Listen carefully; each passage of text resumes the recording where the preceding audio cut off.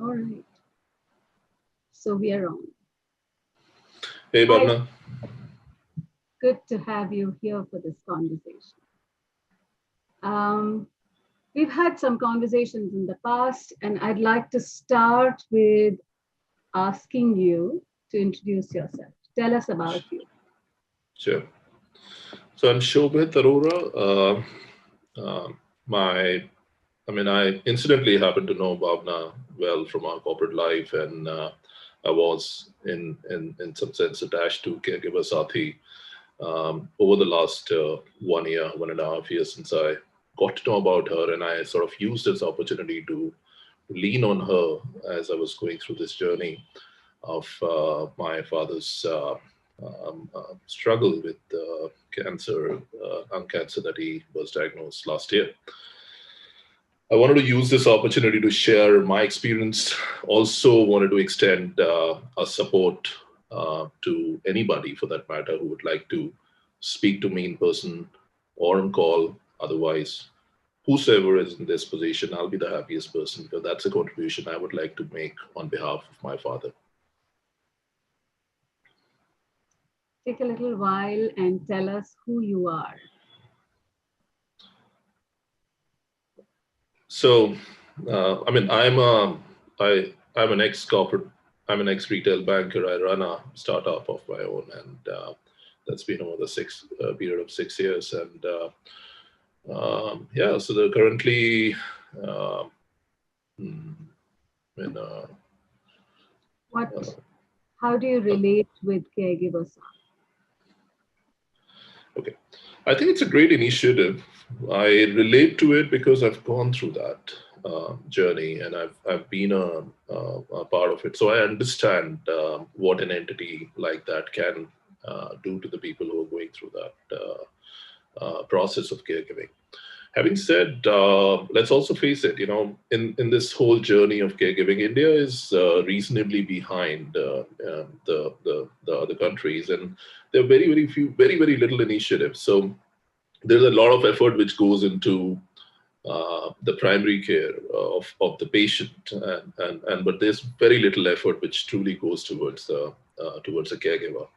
So I think this is a fantastic initiative in that sense, and most often they're not the most neglected person in this whole equation happens to be the caregiver. So why not? And I think it's a wonderful job that this entity is doing, and one of the reasons why I would love to volunteer for this organization going forward. So I'm very sorry about the transitioning of your father and the fact that there was pain and there was a period of you know grappling with the emotions that come at this stage that not just you but your entire family had to go through. Um, but I'd like for you to help people understand. So your father had uh, lung cancer, and take us through a little bit of his experience and journey and that of the family. Okay, so before I jump into it, I'll just sort of tell you the. So my mom was the primary caregiver, and we are three siblings.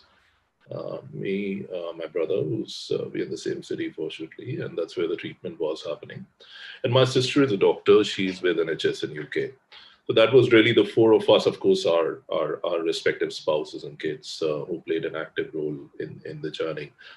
So dad was diagnosed with metastasized lung cancer in June last year, and when I say metastasized, for the benefit of all, this basically means that the cancer has really evolved and spread through the plasma into other organs of the body. So typically at that stage, also defined as a stage four in the cancer parlance, at that stage the choices aren't really too many, and most often than not, it's the time which is attached to the treatment, which is not curative but palliative in nature. So this was, I mean, my dad was perfectly fine when in terms of symptomatically when he was diagnosed, and so it was quite a shock for us as a family. That something like this, and then one thing leading to another before we knew that this was an advanced stage cancer. I mean, initially you go through the various stages. So when something like this is diagnosed as a family, then immediate reaction is shock. But there is an element of hope that something things can go right, and end of the day, everyone realizes that this is a circle of life. So the question is that can you get quality time? Can you How much time can you get, and how do you really get it?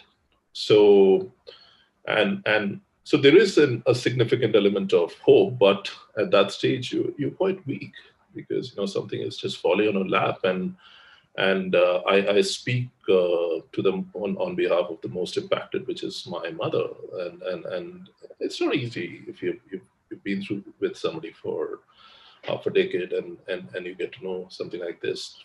I mean, especially when it's your life partner. So that's really how it is, how it got diagnosed. Dad was a fighter, so and he was also a doctor. So the first thing which he had was to get into the process of what next, and naturally what are the solutions, and we started spending a fair bit of time figuring out the next course of action, and this is again a very important stage in any cancer for that matter. So typically when it's diagnosed, a doctor will give you multiple choices in terms of whether or not to go with a certain medication, pros and cons of the medication, and also you could have a situation that different doctors could have a different point of view because this disease is still, I would say, at a relatively nascent stage from a treatment perspective. It's still there is a reasonable, there is a significant level of trial and error which keeps happening in spite of over 50 years of having a treatment on board in the form of a chemotherapy, which has evolved into many other forms now. So that's really how it was. And then we got into a certain course of treatment. My dad got aligned to it. He started fighting. At that point, he had not given up. He was pretty clear that he'd fight it out. And let me tell you that there is absolutely nothing wrong in that approach because, end of the day, it's that hope which sort of carries through. And I mean, whether it's staging one, two, three, four, probability, time, these are all numbers. Frankly, nobody knows how much time you have. Nobody knows, how it's going to really pan out. So he fought through it. I would say till probably 2 to 3 weeks before September 12th is when I could see that that is a time when he actually surrendered. Mm. So that's been the sort of the the journey for us as a family. Of course, there's a lot more which I'll speak as I move along. Yeah. So, as someone who saw his father, a doctor, and somebody who kind of understood what medical treatment he might be getting, and you were providing the support to both your parents, and I think you meant half a century and not half a decade when you spoke I'm so about. sorry. Yeah. But that's fine. I know because we've spoken before. Half a century is quite a period, actually, right? Yeah. Um, so I think that wanting to overcome the illness or a disease is definitely absolutely crucial, right? The willingness and the desire of the patient wanting to overcome the illness is absolutely critical. So it's True. like I can quite imagine that that must be very inspiring. to know that he was keen to fight it out and to overcome this. Yeah. Yeah. So I know that this is really recent and it must be fresh and to that extent raw. Um, but I really respect the fact that you want to honor your dad's memory and you want to do something about this. And that although it is so recent, we are here talking about it in a way that we can actually get this voice out to many others. So I Sure. want to thank you for that. Thank Yeah. And what will help Shobhit is if you can look back at that time, okay, and over that period and recognize. I'd love to chat with your mom at some point Sure. whenever it is a good time.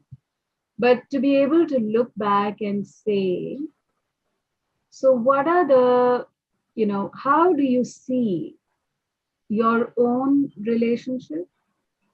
One with the illness, two with your dad over this period of time, and two, how you saw your mom, who was the primary caregiver. Okay. So I'll probably take the second one first because they sort of lead into each other. So uh, mom was a primary caregiver in this case, and the one thing which goes in this process is that caregiving fundamentally, though there is a primary caregiver, but it's fundamentally when it comes to a family, it should be a shared responsibility. So while mom was walking ahead, we were one of us would at least be always with us, with her, ensuring that she was never left alone or left helpless in this situation. The treatment was happening here with us, and so and the other thing which we did between ourselves was. Uh, when we talk about the siblings, each one of them, we try to complement each other. So each one of us had our own sort of strengths to play on. For example, my elder brother is relatively more expressive, and he's better at expressing, taking care from an emotional point of view. While I pitch in when it comes to dealing with doctors, dealing with other entities which were involved in the treatment process. So I was handling the front. My brother was sort of taking care of the within the house stuff, and my sister, and she could, even though she could shuttle, but as a doctor, she could keep sort of ensuring that we were on track all the time. So it was a collective effort, supporting the primary caregiver, ensuring that she get the required support from her kids to fight this out, and the same applied to my dad as well. Now, with dad, of course, I think from a relationship standpoint, obviously it was painful. I think the first thing which becomes very very difficult for any caregiver or even any family member, so to say, to see your loved one going through it. So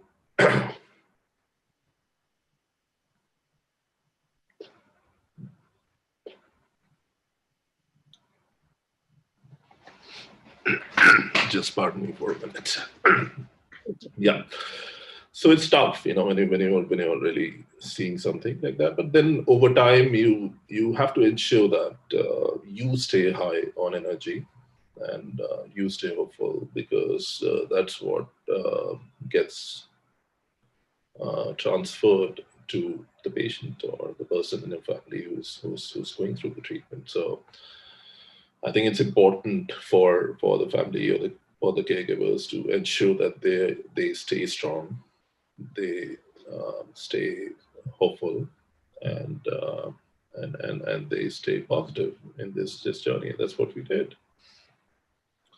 So I think, I mean, we've been a well-knit family. So from that standpoint, I think it's not that this led to relationships coming closer or anything of that sort. We I think, fortunately, um, um, very close. So this was just one such moment when we all came together and to fight it out. Yeah,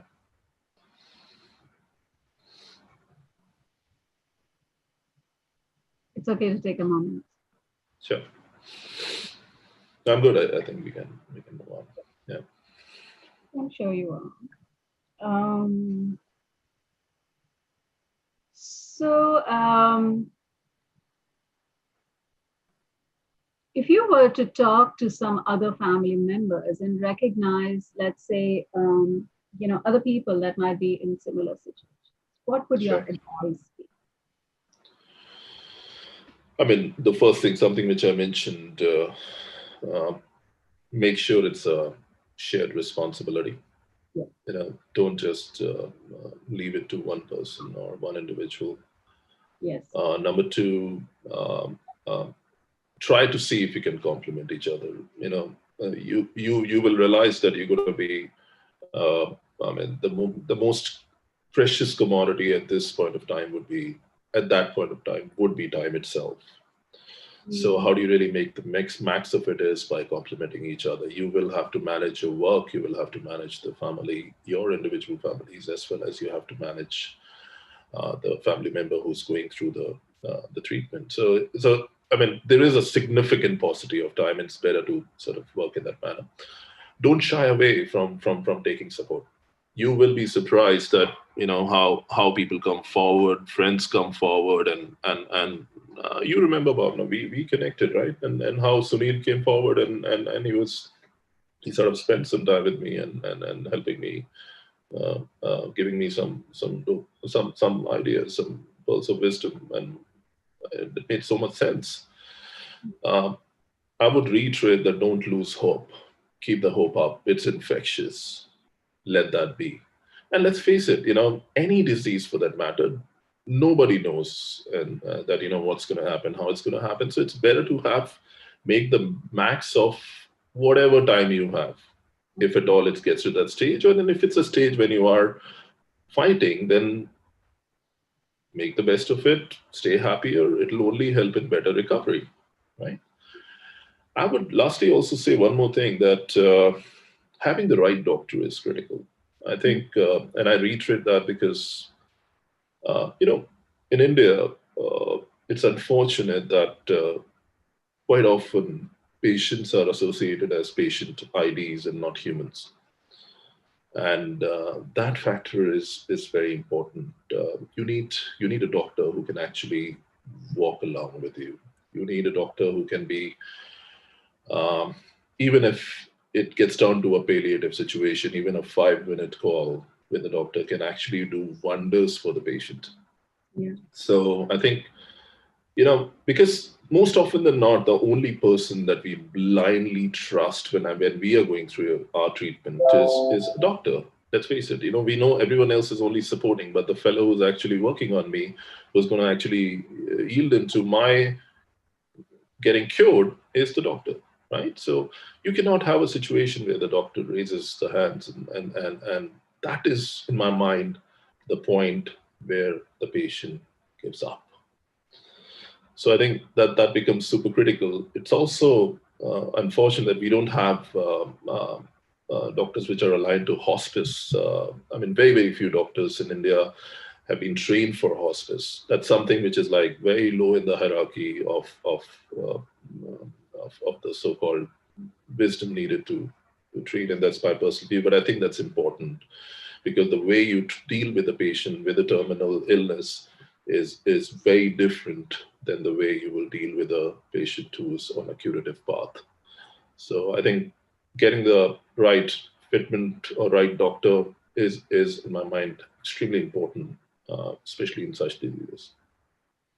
So, what kind of criteria would you suggest? So, for example, a compassionate doctor or somebody who's going to walk the entire path, or somebody who is trained in palliative care and can actually, look at not just the curative but also something that is what will comfort and what will reduce the pain in a holistic manner is Absolutely. something absolutely essential. So I, I hear that, and we are working, for example, with a few organizations that are now trying to build that capacity in the physician and the doctor community. And it's going to take a little while because palliative care is not such a money spinner. Indeed, that's a fact. It will That's a never be. fact. Um, because the orientation, it's at loggerheads with some of the other approaches. Right.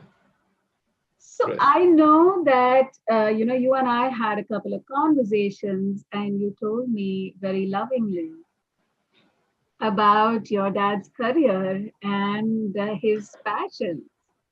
Right. And I was thinking that maybe we should create a little space right now between you and I where we remember him and we honor his memory. So, would you like to tell us?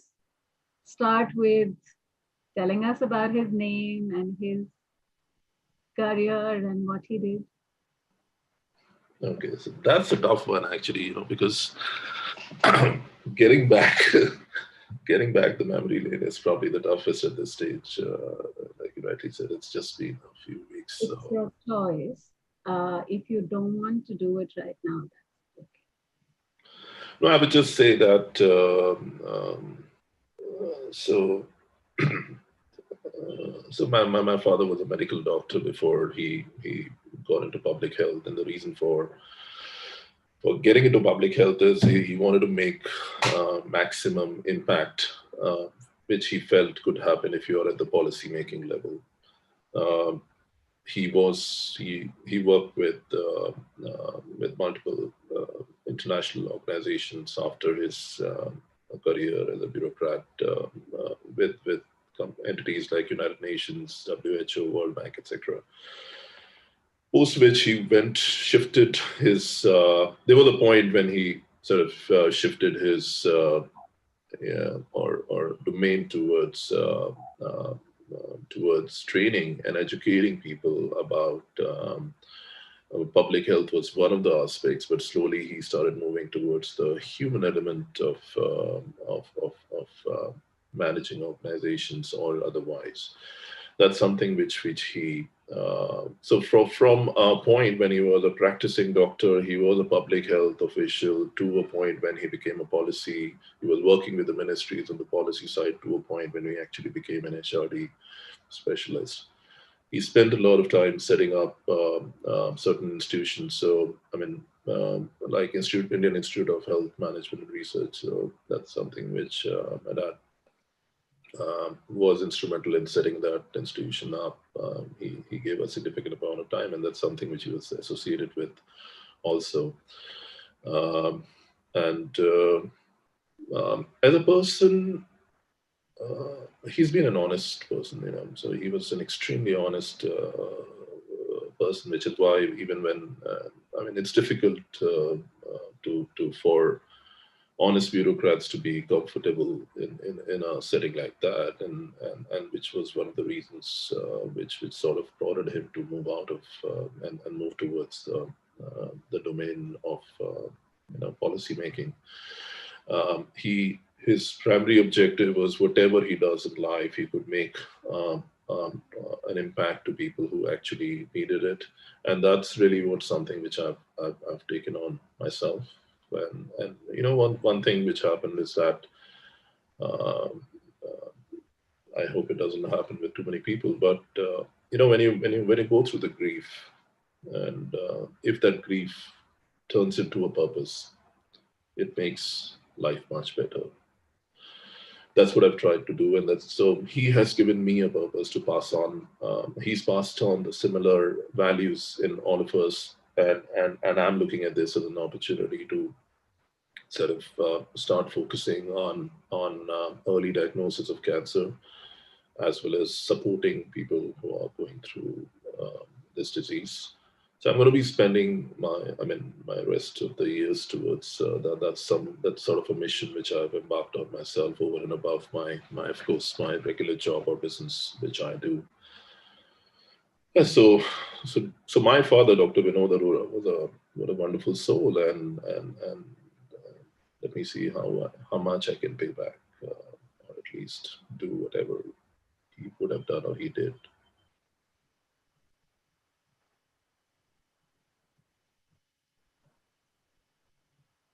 I would have asked you to take his name, so I'm glad you took his. Tough one. I was holding on to it, to be honest. It's tough, you know.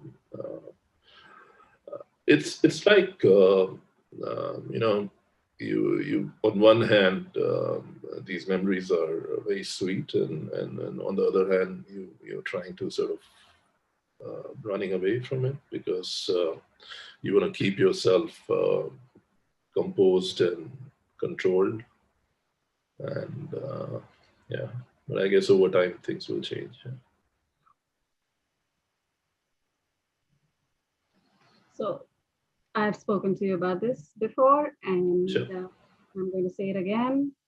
I think this whole business of keeping oneself under control is overrated, and I think it is okay to express ourselves. I think it is okay to express ourselves whichever way that is comfortable for us. I totally appreciate and respect the fact that uh, this is too new right now.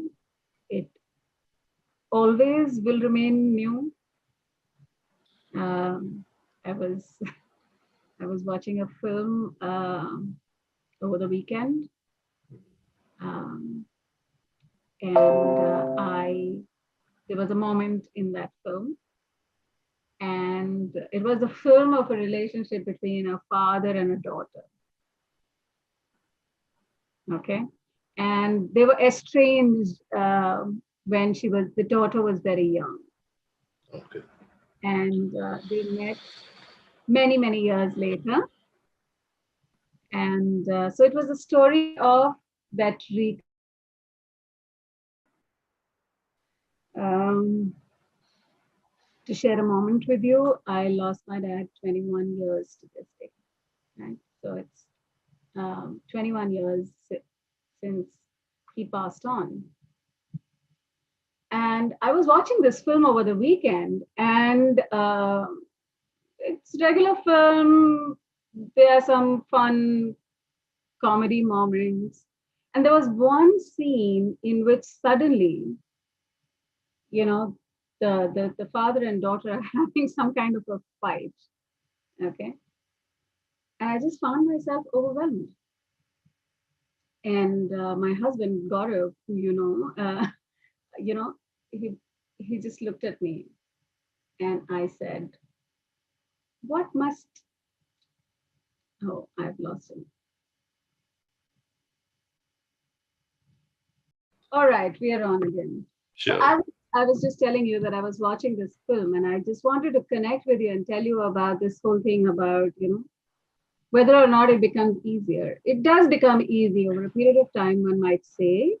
Sure. But like I was watching this film and there was this moment, and out of nowhere, I had this feeling, you know, and I felt extreme envy. And I just looked at Gaurav and said,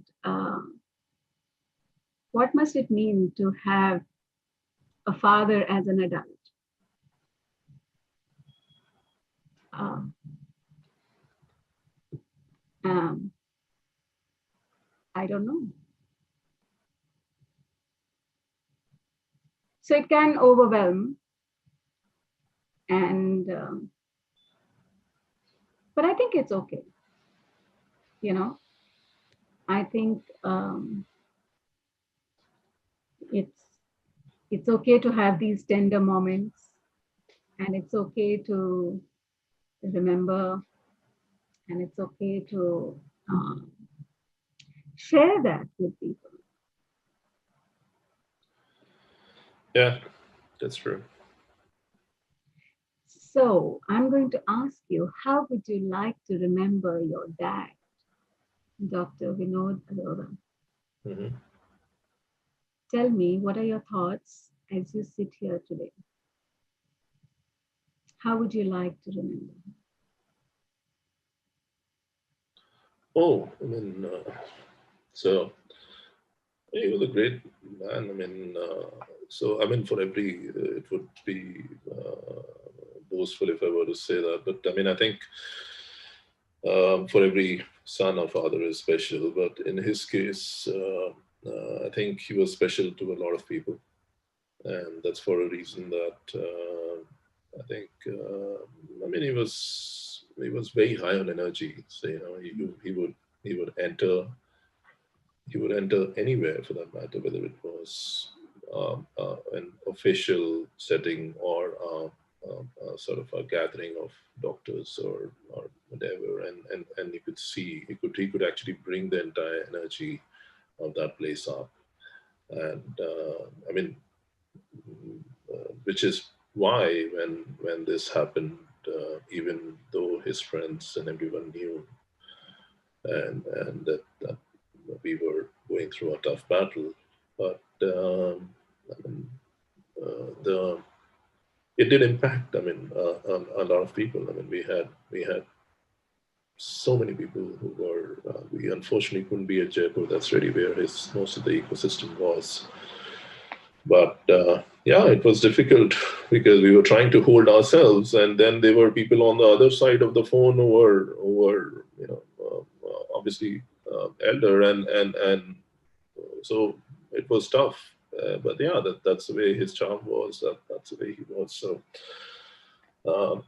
so extremely charismatic, extremely charismatic. I wish even some portion of it, if I had taken, I would have. Maybe I have. I don't know, but that would have probably taken me through a long way. A great soul, a very honest soul, a very wonderful person, a very caring person, a very loving person. I think. I mean, he did everything for his kids. For him, it was a priority that anything may happen, my child should not suffer. So I mean, so that's how he lived his life. I mean, he would barely like most of the parents in that generation, but specifically in his case, he would never ever focus on his interest. The priority was our interest as a father. I mean, so that's how he lived his life all through, and he wanted to. I knew that he wanted to do a lot more. I knew that. It's just that we couldn't. How would you like to honor his legacy? What is the purpose that you have to find for yourself? Like I said, so anything where I can make an impact to the lives of people by making it better for them uh, would be my endeavor.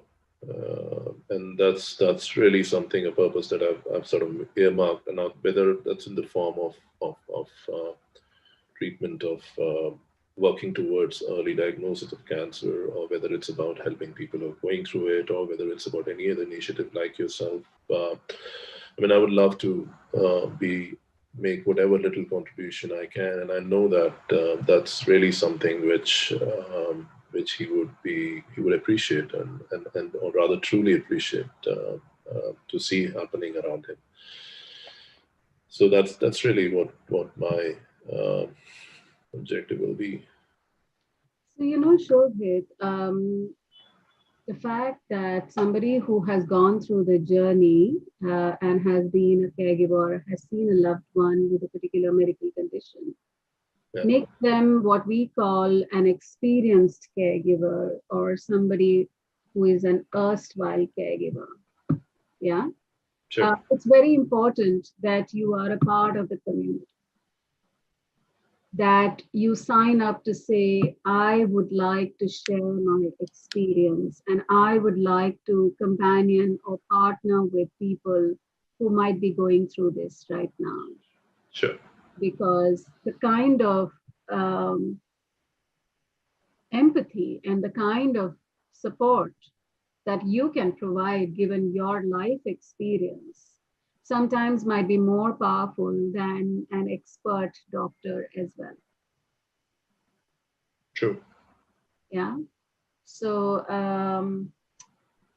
I think that creating a little presence and joining the support group meetings, or having finding a way to be present to some of the other caregivers can certainly be something that at least we could definitely look forward to, whether it is you, your mom, or whoever else in your family who could be a part of this. Sure, sure. I do want to also ask you if you would be okay to share if Hmm. you thought that you wish you did some things different. Is there anything that comes to your mind that you feel um, I wish I did different? Oh, that's a very tough one. So not too many things I would say, because the approach that we took is okay. Let me step back one more.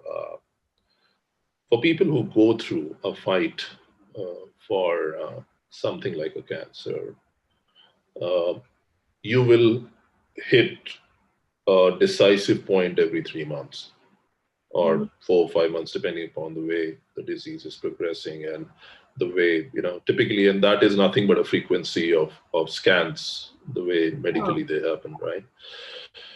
At each point, these are pivotal points. Your mm, decisions could take things in whichever direction. And I'll come to that why and how.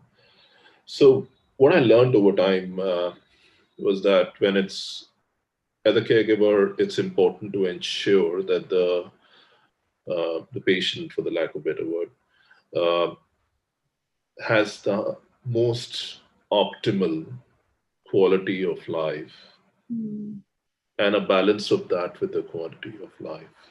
mm, You cannot make life miserable mm. just because it's going to give you an extra few months, you know, Yes. because end of the day, the patient or the person who's actually going through the trauma, uh, it's a tough fight.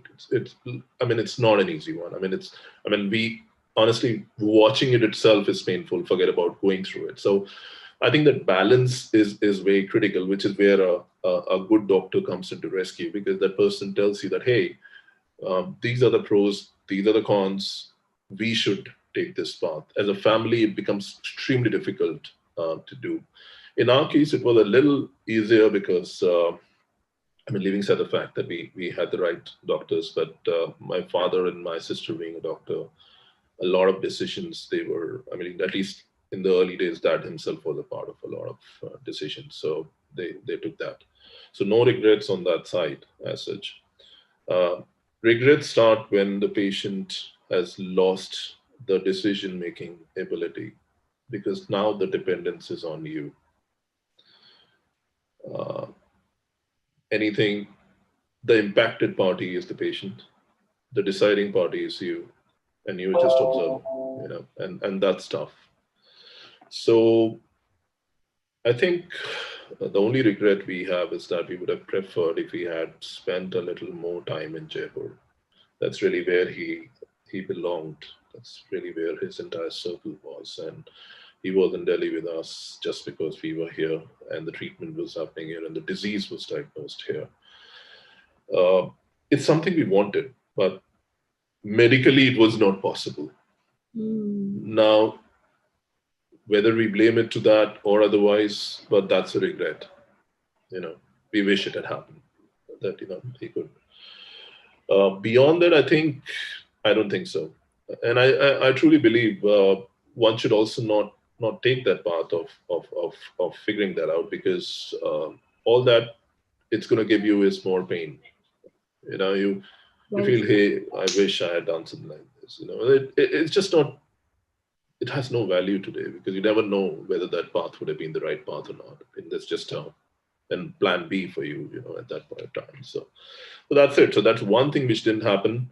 But otherwise, I think we did everything. We used to sort of once we as a family decided that there's something like this is happening. We sort of huddled up.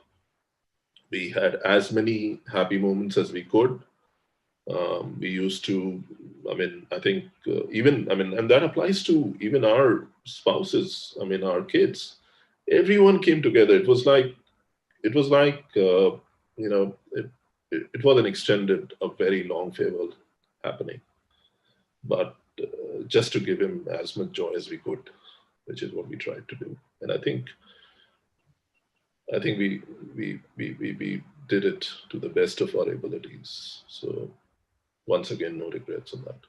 I love your philosophy of looking at it like saying that it's not regrets. I um, I really wish. My question was actually, what would you do differently? Not really regrets, but I like what you're saying very much. That this whole idea of I wish I could do something differently is just the beginning of a regret. It's True. a way in which you will make yourself miserable unnecessarily because you really don't know what that other approach would be. Sure. Were Sure. there any conversations that were hard to have? Oh man, that was, but not within the family.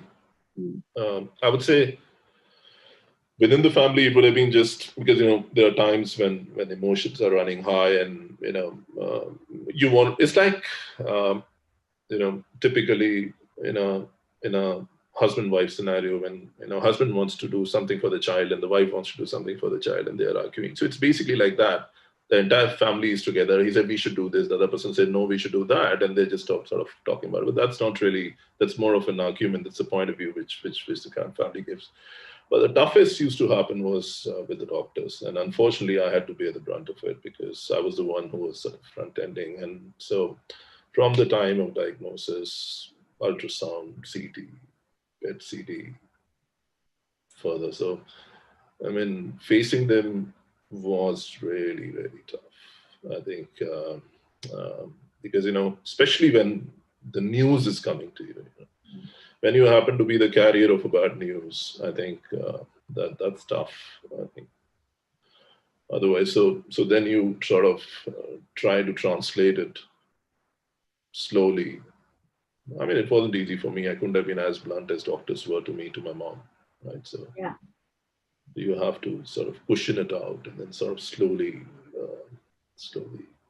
get the message across. I mean, and yet ensuring that they don't lose hope because you know that if they lose hope, the game is over.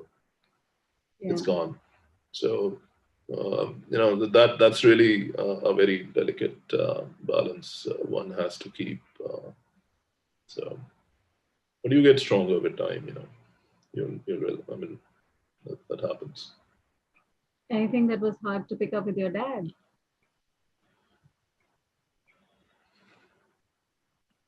It was. I mean, I think. So I think with dad, he didn't really. We obviously shielded him a lot because even the doctors, because even the doctors, all the doctors were like very, very considerate about the fact that there is a senior on the other side, and they would be extremely careful and cautious and all that. But I think I think the toughest was to see a hope in him. That was tough because when on one end you're dealing with doctors who are telling you that this is the time, and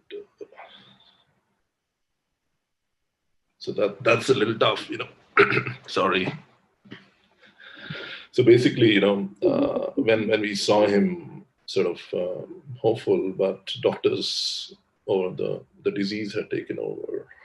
I mean, it was tough that there is somebody who's willing to fight and somebody you love so much.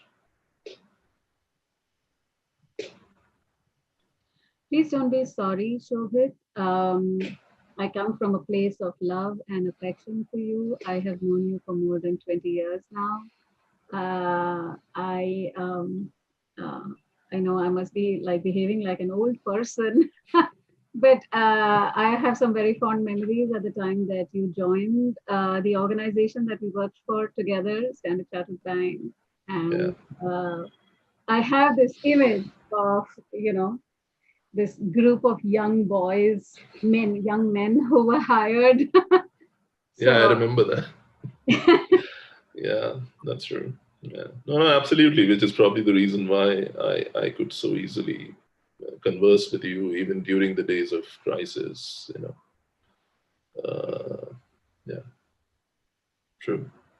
um, and I have said this to you before, and I will say it again, which is that holding back has not held me in good stead. So if you can find moments of expression and moments of release, uh, it's good.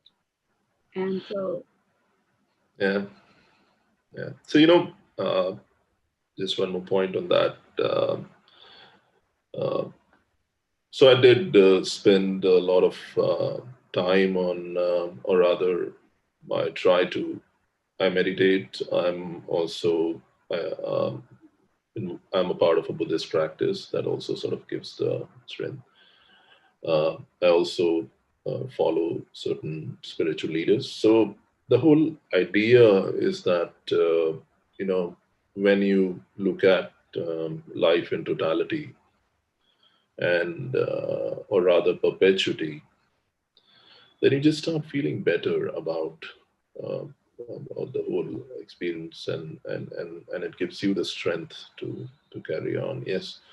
So yeah, I mean, like typically most of the men are trained not to be shedding tears in public. So I think that is a baggage which I carry. It's going to be difficult to take out. okay, what you by simply saying that, you have taken the first step in my mind. So I think that's fine. I don't mean to push you, but I Sure. just need to hopefully create a space of protection that you feel comfortable whenever, as is appropriate for you, and that's okay. Sure. I'm very grateful that you took the time today. Is there something you would like to say as a closing remark? Well, I would just say that, like you said, Bob, now sometime back, and also what I figured out in this journey, that for people who have actually seen this entire stage of caregiving and beyond, it's not easy. I would all I would say is just be hopeful, be strong, and I would be happy to hop on a call or a video call. If anybody, I'll be probably the happiest person if I can make some positive difference, even if little, to somebody's life.